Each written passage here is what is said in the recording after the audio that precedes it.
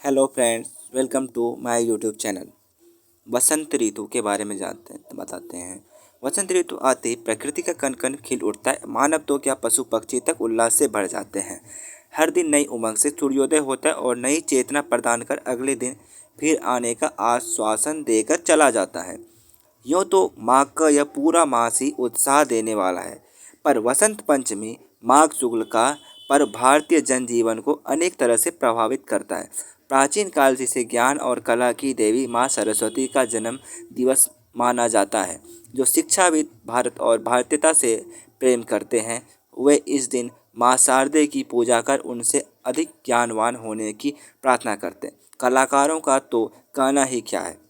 जो महत्व सैनिकों के लिए अपने शस्त्रों और विजयादशमी का है, जो विद्वानों के लिए अपने पुस्तकों व्यास पूर्णिमा का है, जो व्यापारियों के लिए अपने तराजू बाट बहीखातों और दीपावली का है, वही महत्व कलाकारों के लिए वसंत पंचमी का है।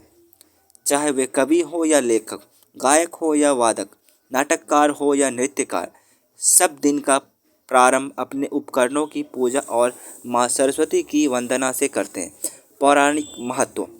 इसके साथ यह पर्व हमें अतीत की अनेक प्रेरक घटनाओं की भी याद दिलाता है। सर्वप्रथम तो यह हमें त्रेता युग से जोड़ती है। रावण द्वारा सीता के हरण के बाद श्री राम उनकी खोज में दक्षिण की ओर बढ़े।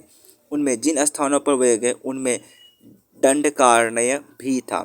यही सबरी नामक भीलनी रहती थी। जब राम उसकी कुटिया में पधारे तो वह शुद्ध बुद्ध खो बैठी और चक चक कर मीठे बैर राम जी को खिलाने लगे। प्रेम में पगे जूठे बैरों वाली इस घटना को राम कथा के सभी गायकों ने अपने अपने ढंग से प्रस्तुत किया। दंडकारण्य का वह क्षेत्र इन दिनों गुजरात और मध्य प्रदेश में फैला है। गुजरात के डांग जिले में वह स्थान है जहाँ सबरी माँ का आश्रम था। वसंत पंचमी के दिन ही रामचंद्र जी वहाँ आए थे। उस क्षेत्र के वनवासी आज भी एक शिला की को पूछते हैं, जिसके बारे में उनकी श्रद्धा है कि श्री राम आकर यहीं बैठे थे। वहाँ सबरी माता का मंदिर भी है। ऐतिहासिक महत्व। वसंत पंचमी का दिन हमें पृथ्वीराज चौहान की भी याद दिलाता है। उन्होंने विदेशी हमलावर मोहम्मद गोरी को 16 बार पराजित किया और उदारता दिखाते हुए बार बार जीवित छोड़ दिया। पर जब 17वीं बार वे पराजित हुए तो मोहम्मद गोरी ने उन्हें नहीं छोड़ा। वह उन्हें अपनी साथ अफगानिस्तान ले गए, उनकी आंखें फोड़ दी। इसके बाद की घटना तो जग प्रसिद्ध ही है।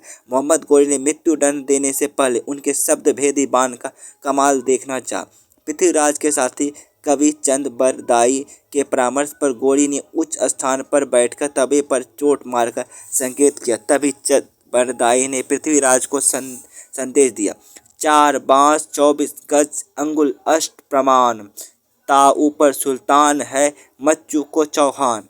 पृथ्वीराज ने इस बार भूल नहीं कि उन्होंने तवे पर हुई चोट और बरदाई के संकेत से अनुमान लगाकर जो बाण मारा वह मोहम्मद गोरी के सीने में जा धंसा। इसके बाद चदम्बरदाई और पृथ्वीराज ने भी एक दूसरे के पेट में छुरा भोंक कर आत्म बलिदान दे दिया। यह घटना भी वसंत पंचमी वाले दिन ही हुई थी, जो कि 1192 ईस्वी में हुई थी। सिखों के लिए वसंत पंचमी के दिन का बहुत महत्वपूर्ण है। मान्यता है कि वसंत पंचमी के दिन सिखों के 10वें गुरु गोबिंद सिंह जी का विवाह हुआ था। वसंत पंचमी का लाहौर निवासी वीर हकीकत से भी गहरा संबंध है। एक दिन जब मुल्ला जी किसी काम से विद्यालय छोड़कर चले गए तो सब बच्चे खेलने लगे, पर वह पढ़ता रहा। जब अन्य बच्चों ने उसे छेड़ा तो दुर्गा माँ की सौगंध दी। मुस्लिम बालकों ने दुर्गा माँ की हंसी उड़ाई। हकीकत ने कहा कि यदि मैं तुम्हारे बीवी फातिमा के बारे में कुछ कहूँ तो तुम्हें कैसा लगेगा।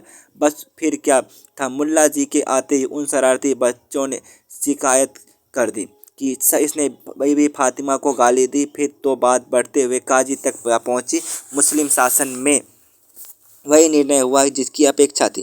आदेश हो गया कि या तो हकीकत मुसलमान बन जाए, अन्यथा उसे मृत्युदंड दिया जाएगा। हकीकत ने यह स्वीकार नहीं किया। परिणाम तो उसे तलवार के घाट उतारने का फरमान जारी हो गया। कहते हैं कि भोले मुख को देखकर जल्लाद के हाथ से तलवार गिर गई। हकीकत ने तलवार उसके हाथ में दी और कहा, जब मैं बच्चा होकर अपने धर्म का पालन कर रहा हूँ तो तुम बड़े होकर अपने धर्म से क्यों विमुख हो रहे। इस पर जल्लाद ने दिल मजबूत कर तलवार चला दी। उस पर वीर हक का शीश धरती पर ना ही गिरा, वह आकाश मार्ग से सीधा स्वर्ग चला गया। यह घटना वसंत पंचमी 23/2/1774 ईस्वी को हुई थी। पाकिस्तान यद्यपि मुस्लिम देश है, पर हकीकत के आकाशगामी शीश की याद में वहाँ वसंत पंचमी पर पतंग उड़ाई जाती है। हकीकत लाहौर का निवासी था, अतः पतंगबाजी का सर्वाधिक जोर लाहौर में रहता है। वसंत पंचमी हमें गुरु राम सिंह का कूका की भी याद दिलाती। उनका जन्म 1816 ईस्वी में वसंत पंचमी पर लुधियाना के भैनी ग्राम में हुआ था।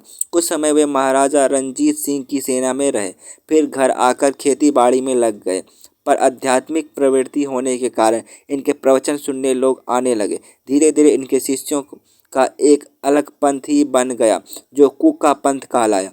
गुरु राम सिंह गोरक्षा, स्वदेशी नारी उद्धार, अंतर जातीय विवाह, सामूहिक विवाह आदि पर बहुत जोर देते थे। उन्होंने भी सर्वप्रथम अंग्रेजी शासन का बहिष्कार कर अपनी स्वतंत्र डाक और प्रशासन व्यवस्था चलाई थी। प्रतिवर्ष मकर संक्रांति पर भैनी गांव में मेला लगता था। 1872 में मेले में आते समय उनके एक शिष्य को मुसलमानों ने घेर लिया। उन्होंने उसे पीटा और गोवध कर उसके मुंह में गोमांस ठूस दिया। यह सुनकर गुरु राम सिंह के शिष्य भड़क गए। उन्होंने उस गांव पर हमला बोल दिया, पर दूसरी ओर से अंग्रेज सेना आ गई, अतः युद्ध का पासा पलट गया। इस संघर्ष में अनेक कूका वीर शहीद हुए और 68 पकड़ लिए गए। उनमें से 50 को 17 जनवरी 1872 को मलेरकोटला में तोप के सामने खड़ा कर उड़ा दिया गया।